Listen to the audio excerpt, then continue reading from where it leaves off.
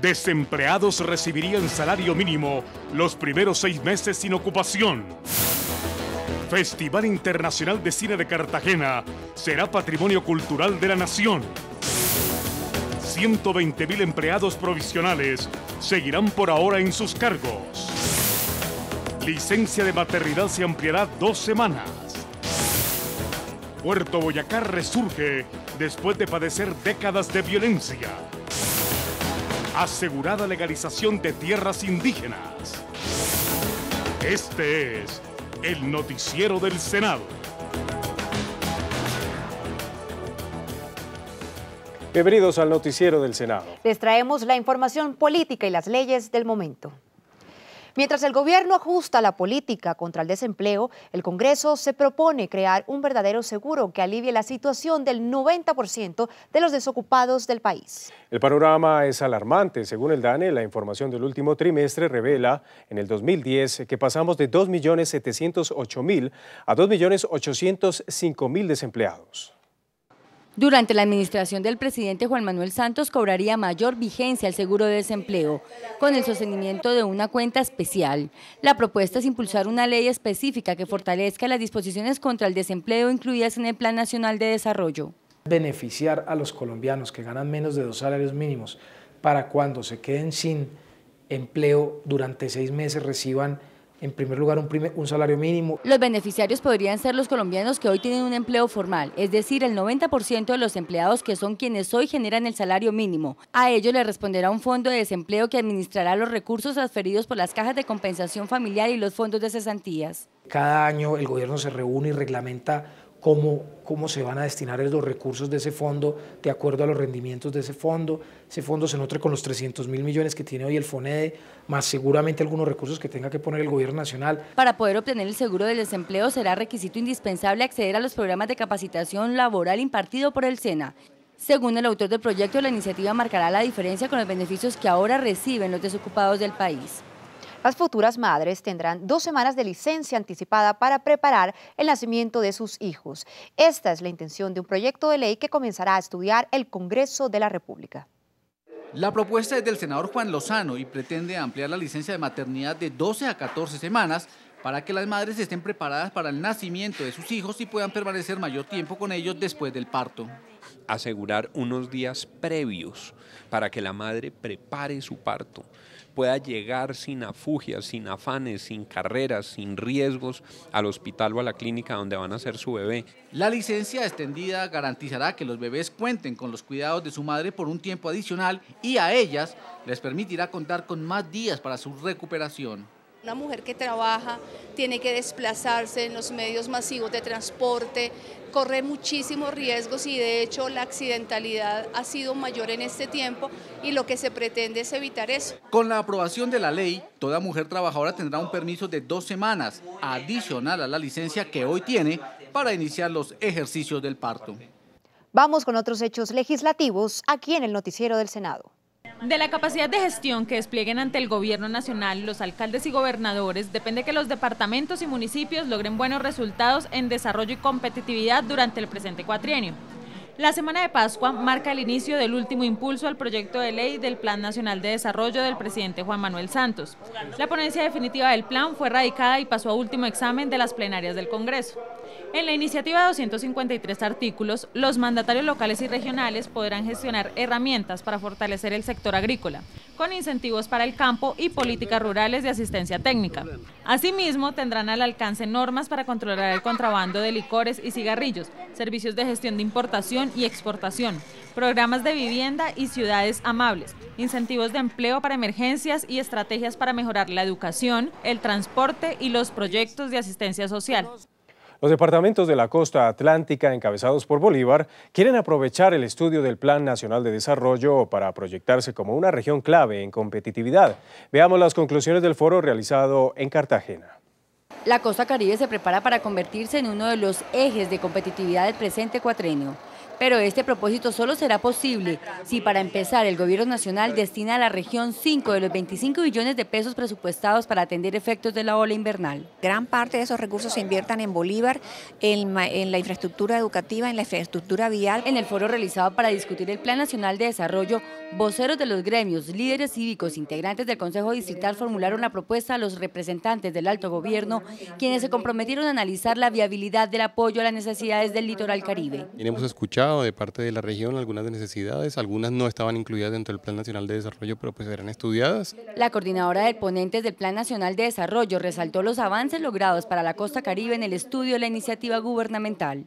Tenemos unos índices de pobreza altísimos aquí, por eso nos interesa muchísimo y así lo hemos defendido, la continuación y garantía de los recursos para el programa Familias en Acción. Los integrantes de las comisiones económicas del Congreso, representantes del gobierno central y voceros de los sectores de la costa caribe quedaron comprometidos en hacer de la región uno de los principales ejes del desarrollo en los próximos 4 años.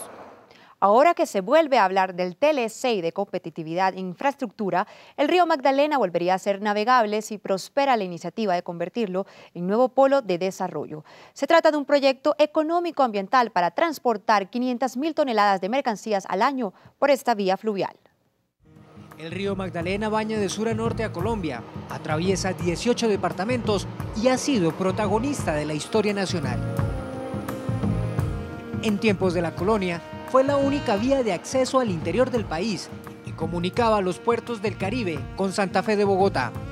Con la llegada del ferrocarril, las carreteras que dominaron el difícil relieve andino y la aviación, el río perdió paulatinamente su dominio absoluto en el discurrir económico nacional. Por eso hoy, cuando Colombia está en proceso de fortalecer la competitividad, el Congreso de la República propone el renacer del río Magdalena como fuente y polo de desarrollo. Vemos una gran oportunidad para que el río Magdalena sea una de las importantes alternativas de transporte de carga y así conectar a nuestros departamentos. La idea del proyecto es restablecer la navegabilidad del río para movilizar 500.000 toneladas de mercancías al año. Realmente generaría proactividad importante para el país, no solo para los municipios ribereños, sino que realmente como orgullo de los colombianos. Por ley, el río Magdalena quedará integrado a la red de transporte de carga y la inversión que se le haga también se extenderá a su rescate ambiental. El Senado de la República está empeñado en declarar el Festival Internacional de Cine de Cartagena como Patrimonio Cultural de la Nación. La iniciativa le garantizaría importantes recursos a este evento cultural.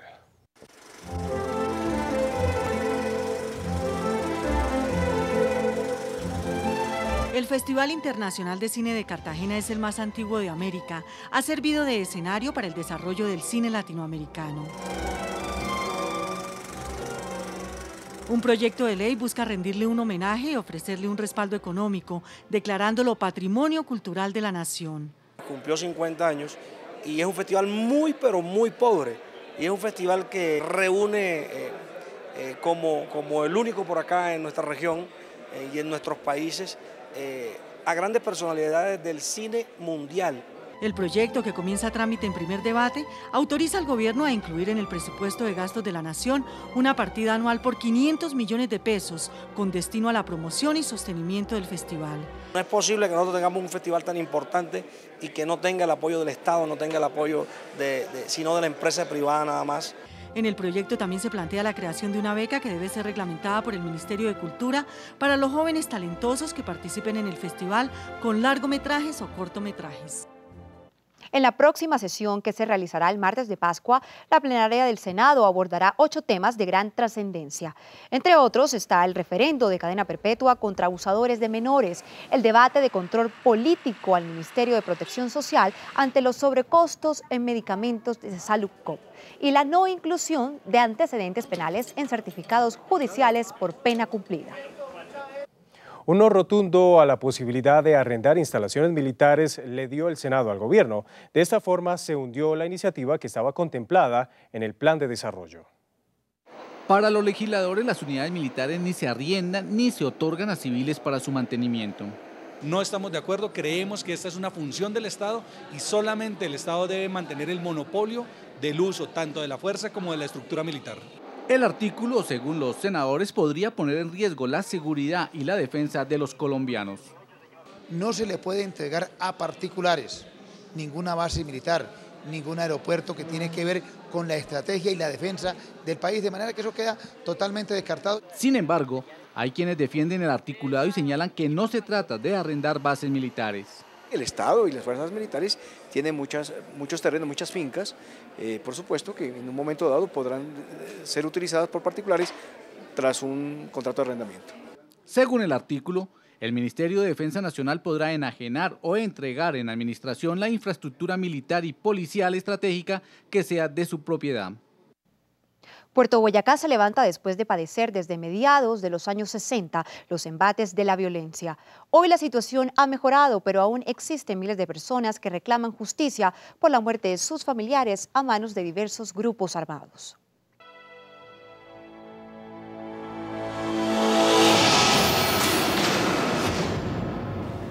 Estas vastas y productivas tierras de Puerto Boyacá incubaron en la década de los 80 la violencia narco-paramilitar que se acentuó en la zona del Magdalena Medio para combatir a la guerrilla que azotaba a esa región. Puerto Boyacá ha convivido con la violencia por más de 4 décadas. 40 años de la extrema izquierda, posteriormente de la extrema derecha en contraofensiva hacia la situación inicial. Según el senador Luis Carlos Avellaneda, en esta región del Magdalena Medio, en Puerto Boyacá, más de 1000 personas perdieron sus vidas en la década de los 80 por manos de la violencia narcoparamilitar. Las autodefensas del Magdalena Medio fueron muy feroces, pero también tenemos que decir que hoy Puerto Boyacá empieza a tener un nuevo amanecer. Hoy el panorama es otro y las fuerzas del Estado garantizan seguridad.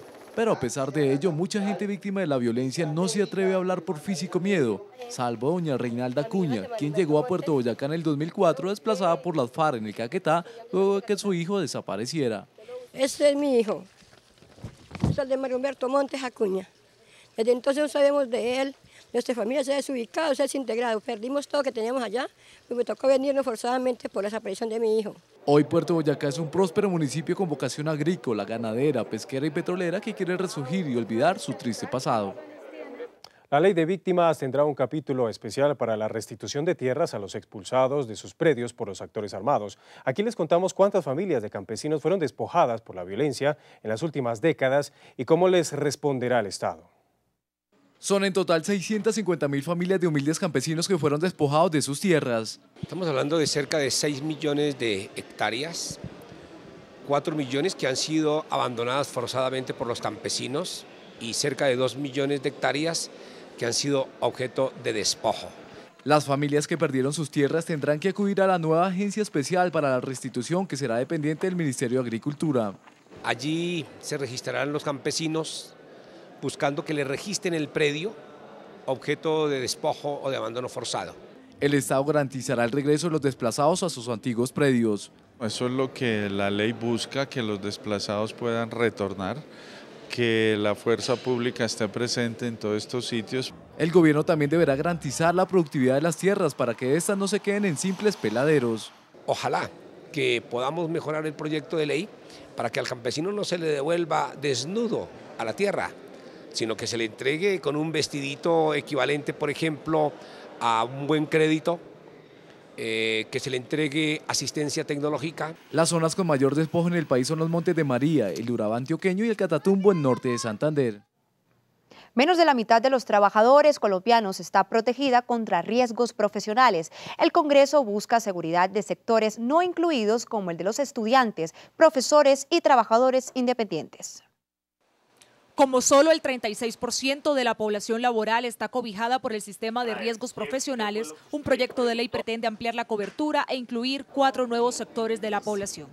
A todos los trabajadores que tienen una contratación, independientemente de si es pública o es privada, o si es por un contrato civil, un contrato de comercio, tendrán la posibilidad de estar allí. A todos los estudiantes, tanto públicos como privados, a todos los educadores del país, los docentes de Colombia están por fuera del sistema de riesgos profesionales y salud ocupacional, hoy los incluimos totalmente. Los trabajadores independientes que ejecuten labores peligrosas tendrán que ser afiliados por el contratante al sistema de riesgos profesionales. Debe ser el empleador, el patrono, el que deba llevar llevar la prueba que demuestre la articulación entre la enfermedad y su puesto de trabajo.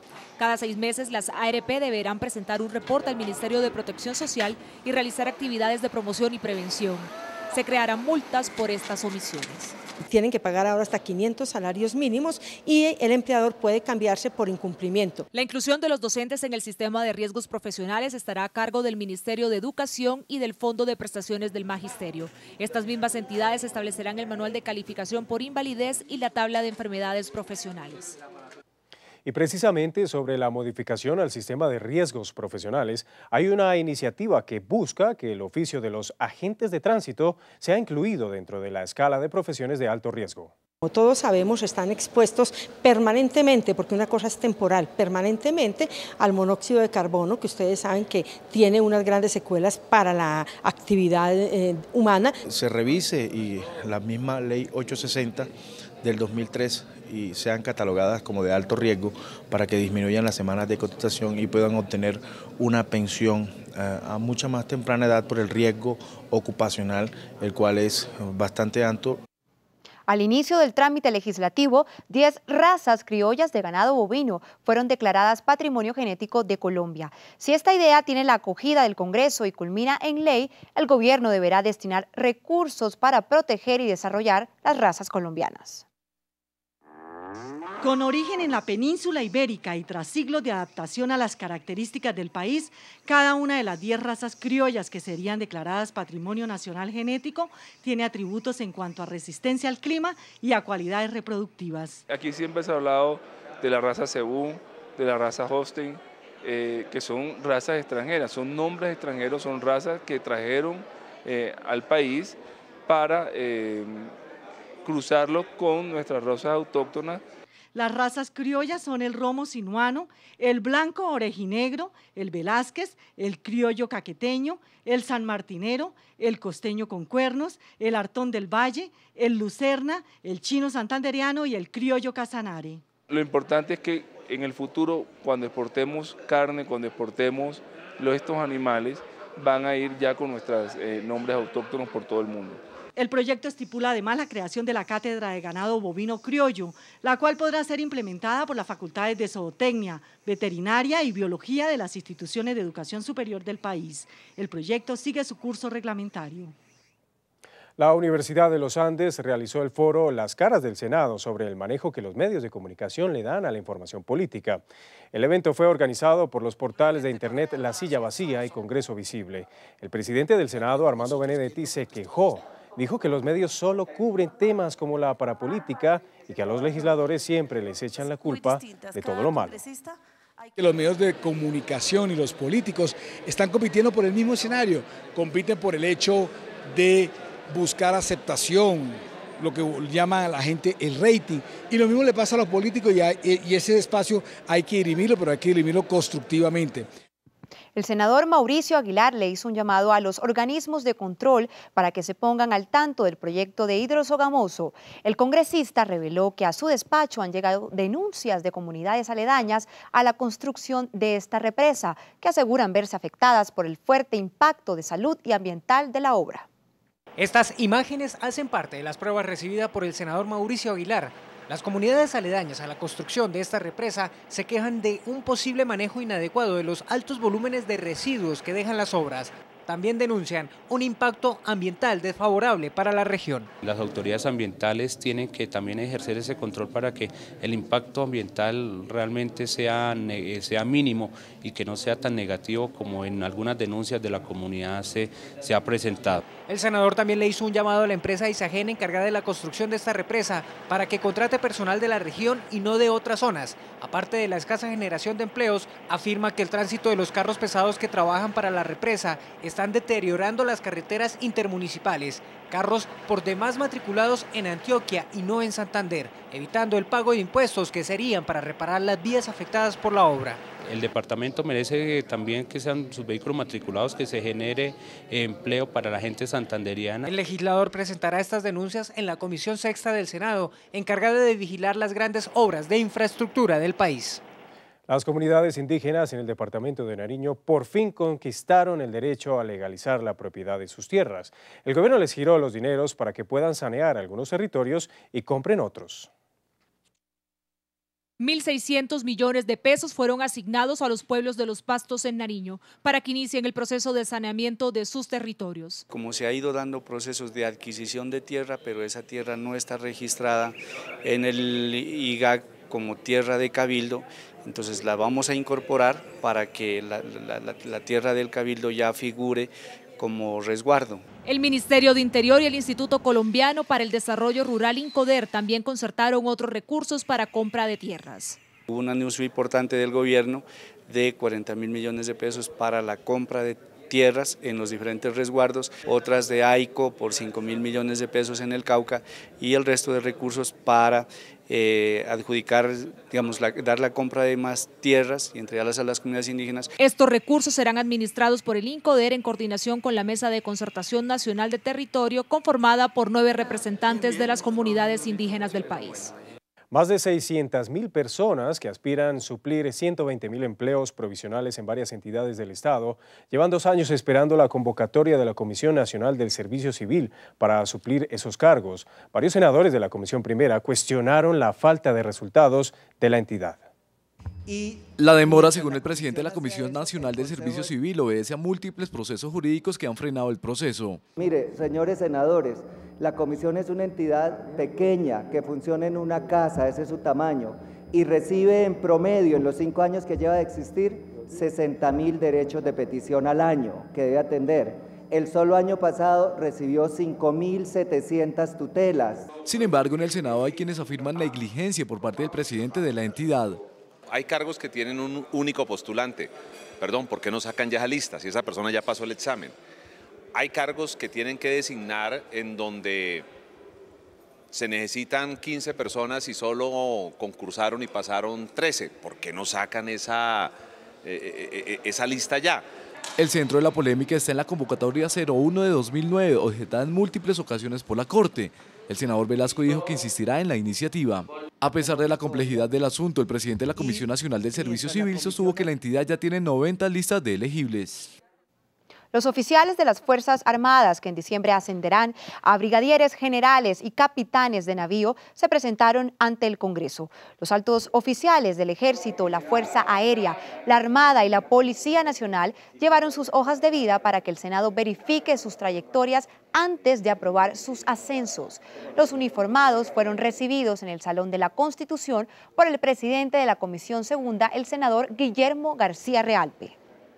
Tuvimos la gratísima visita de coroneles y capitán de navíos llamados a curso de ascenso, tanto para la Policía Nacional, Ejército de Colombia, Fuerza Aérea y también, por supuesto, de la Armada Nacional. Ellos están en una etapa de preparación, de formación de aquí hasta el mes de diciembre, donde se protocolizan los ascensos. El afán del gobierno Santos de construir a como dé lugar el 1.000.000 de viviendas que prometió para su cuatrienio inquieta a algunos legisladores. En esta oportunidad al senador Carlos Baena, quien se opone al artículo del Plan Nacional de Desarrollo que, según él, le quita poderes a las alcaldías y consejos para realizar proyectos urbanísticos. El artículo del plan parcial, según el senador, es simplemente una herramienta que tienen los entes territoriales y que el gobierno quiere quitarles para poder cumplir la meta de construcción de 1.000.000 de viviendas a como dé lugar. Para poder cumplir con lo que ellos han anunciado de metas del gobierno, tienen que sacrificar los planes parciales, pero están sacrificando las ciudades y están sacrificando a los pobres porque les están quitando calidad de vida. El congresista aseguró que de ser aprobado este artículo no se tendrán en cuenta las licencias de construcción y desmejoraría la calidad de vida en las principales ciudades capitales del país donde se aplique la nueva medida. Es que con los planes parciales se hacen escuelas, se hacen hospitales o clínicas, con los planes parciales se hacen parques, se hacen vías. Entonces, ¿a quién se le ocurre que el gobierno proponga que quiten los planes parciales? Por su parte, la ministra de Vivienda dijo que el gobierno cumplirá con la meta del 1.000.000 de viviendas en el cuatrienio Santos sin quitarle esas facultades a los entes territoriales. Hacemos un llamado muy especial a todos los municipios afectados para que presenten proyectos en FINDETER, no importa el tamaño, el gobierno nacional tiene un compromiso de reubicar tantos hogares como sea necesario. La ministra sostuvo que el déficit de vivienda en el país es de 1,3 millones de hogares y en 8 meses de gobierno solo se han entregado 5.000 viviendas a damnificados. En el examen con lupa que enfrenta el proyecto del Plan Nacional de Desarrollo, el senador Juan Carlos Vélez encontró lo que a su juicio es un mico, la intención de quitarle al Metro de Medellín la administración del recaudo de los millonarios recursos que recibe. El artículo establece que el recaudo de los sistemas masivos de transporte lo hará una empresa particular bajo la vigilancia de la Superintendencia Financiera. No estamos de acuerdo entonces que se le entregue eso a una empresa particular a través de un mico que quieren imponer en el Plan Nacional de Desarrollo. El Metro de Medellín es un patrimonio del pueblo antioqueño y viene operando desde 1995. Desde entonces no han habido escándalos por malos manejos administrativos. No creemos que tenemos que abrirle las puertas a una empresa privada que se aproveche de las condiciones que tiene el metro y entonces que para ellos haga negocio, cosa que no vamos nosotros, los parlamentarios que hacemos parte de la bancada antioqueña, no vamos a permitir. El senador Juan Carlos Vélez señaló que detrás de la propuesta hay intereses turbios. Si no hubiese un interés oscuro, no estaría ese artículo del Plan Nacional de Desarrollo. El Metro de Medellín moviliza diariamente a más de 320.000 personas. Y hasta aquí esta emisión del Noticiero del Senado. Mil gracias por su sintonía. Hasta pronto.